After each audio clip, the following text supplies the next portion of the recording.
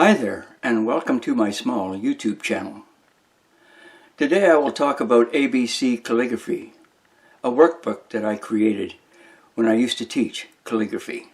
ABC Calligraphy is a specially designed concept to aid the novice scribe achieve his or her calligraphic goals. Comprehensive step-by-step visual direction of 4 complete alphabets: foundational hand, unical, Gothic, and Flare are perfect for the beginner to learn the art of hand lettering. These distinct letter styles offer a great way for practicing towards perfection. This workbook will give the novice scribe the ability to create beautiful calligraphic projects such as greeting cards, wedding invitations, diplomas, poems, and biblical verses, to mention a few. It is possible to earn money at creating beautiful handwritten commissions, but whether or not that ever occurs, a sense of self-satisfaction will be earned by the calligrapher. Although the journey may seem arduous to becoming an accomplished calligrapher, the rewards are worth the journey. If you are a person who enjoys beautiful handwriting, but has never attempted the joy of accomplishing well-crafted letters with intricate swirls and flourishes, you may be in for a very pleasant surprise. Calligraphy is not as difficult as it may appear. ABC calligraphy illustrates how each letter of the alphabet is constructed, and perhaps more importantly, teaches you the ability of eye-to-hand coordination. Strive for the perfection of each letter, but don't worry if you make mistakes. Admit mistakes, correct them, and press on. Remember, calligraphy is the beauty of handwriting, and because it is such a joy to the eye, small infractions of the letter construction will be overlooked by the casual reader. Never create a letter form which seems ugly to you. Trust your own instincts. Like any other skilled craft, the key word for ease and perfection of creating beautiful letters is practice, practice, practice. And the best way to study lettering is with a pen or a brush in your hand. It isn't necessary to be an artist to enjoy and create fantastic letters, but you should know just what you want to achieve. Learn and enjoy the art of hand lettering. Don't be content with emulating the basic letter forms shown. Create your own designs and develop your own style or signature. As you explore the world of calligraphy, try to empty your mind of everything distracting. Lose yourself to the beauty of the letters.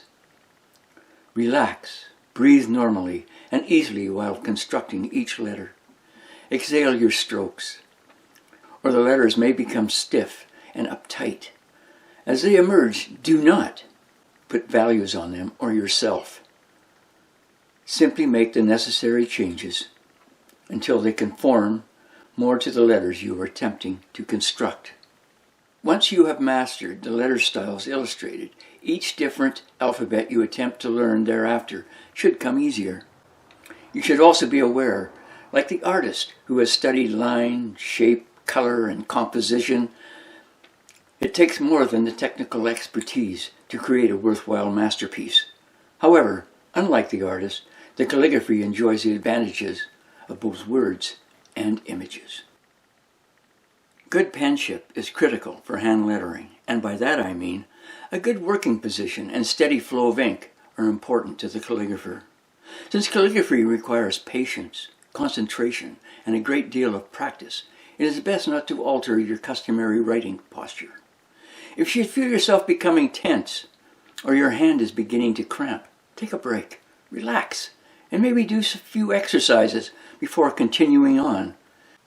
Calligraphy should be enjoyable, not painful. A drawing board tilted at a 45-degree angle is a great asset. The board should be covered with several sheets of blotting paper or newspaper, as this gives the pen nib more flexibility. Cover this padding with a clean sheet of paper, making sure the light source is directed from the left for right-handed persons. This eliminates any shadows. Place your artwork directly in front of you with a clean sheet of paper under your writing hand. This prevents any grease or oil from marring your creation. Once you are comfortable and have begun to work, try to establish a lettering rhythm, taking care to maintain the proper pen angle, 30 to 40 degrees. As you gain confidence in your ability to construct letters, begin writing individual words and then sentences. Don't worry about spelling mistakes until it's time to create your own calligraphic masterpiece. The exercises in this book were executed using a fountain pen with interchangeable nibs, unless otherwise stated. This is a practical pen for the novice calligrapher, since there is enough to learn in the construction of letters without having to deal with blobs of ink and buying a bunch of nibs you may never use. Once you have mastered the calligraphic fountain pen, by all means experiment with a wide variety of pens and nibs. However, the type of calligraphy pen you select must have a chisel edge nib. This will produce a thick and thin stroke. Using a brush is more difficult than a pen, but it is a very rewarding experience. Many calligraphers use a foundational hand, and the person most accredited for the revival of calligraphy and hand lettering at the turn of the 20th century is the British scribe and designer Edward Johnston. While studying the uniformity, vibrancy, and clarity of the earlier manuscripts, mainly the Ramsay Psalters of the 10th century, Johnston devised a simply constructed foundational hand. The best guide and basic form of this early Roman rounded alphabet is the circle O. This contemporary letter form is easily enhanced with refined hairline serifs and fancy flourishes. Make sure the ascenders and descenders are straight up and down and the curves are uniform. Study each letter, memorize it, and compare your results to the model. Do not refer back to your own letters, as they are often incorrect. The italic hand is somewhat similar to the foundational hand, the difference being the letter is formed more like an oval rather than a circle. Novice calligraphers may find the italic hand easier to master since it has a slight slant, much like normal handwriting. The unical hand is an ancient lettering style, dating as far back as the 4th century. The Romans began using the new hand because it provided fewer strokes and more speed while still retaining the needed formality. Unical is derived from a Latin word meaning inch. The original lettering form was written at a minuscule height of 2 millimeters, 1/16 of an inch, larger and colorful letters. The Celtic script, used to produce the famous book of Cal, was inspired by the unical letter style. Calligraphy novices shouldn't have too much difficulty constructing the unical script after first completing the foundational hand exercises. Pay special attention to the minimal ascenders and descenders, plus the spacing between the letters and the words. They must be allowed to breathe. Notice there are various ways of constructing some of the individual letters. However, depending on which variation of the letter you select for your calligraphic project, try refraining from mixing the various letter styles together. Unical letters are ideal for producing greeting cards and poetry, enabling the first letter at the beginning of a sentence to be enlarged and decorated. The Gothic hand spans the 12th and 16th century. Not only were enormous changes taking place in architecture and writing at this time, numerous styles of lettering were also evolving. There were several Gothic hands created, such as rotunda, textura, and perhaps the most popular, black letter. They all have similar attributes in that they are heavy, dense, black, and easily constructed letters. In relation to the height of the letter, which incidentally is formed with 3 basic strokes, the ascenders and descenders are often quite short. This particular hand became popular to the expanding literate population because of its speedily rendered capabilities and economical values.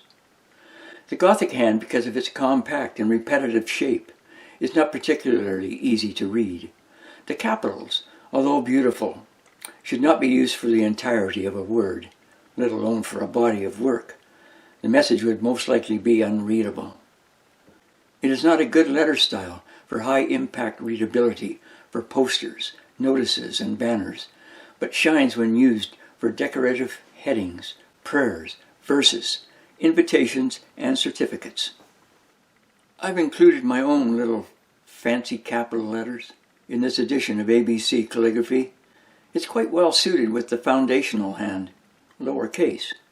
When constructing these letters, try doing the swirly parts in one continuous stroke. When you are ready to move on to greater projects, be prepared for hardships, misspelling a word in the last sentence of a lengthy poem, splattering ink across the page, inadvertently smearing a word or two. Do not get frustrated and discouraged at how difficult it can be at times to create a wonderful calligraphic work. No one knows how many attempts it took to finally complete a finished piece. And even if it is not letter perfect, so what? In this world of computerized perfection, there is still nothing like the smile on someone's face when they extract a card from an envelope with a handwritten verse. Although it may seem arduous to becoming an accomplished calligrapher, the rewards are well worth the journey.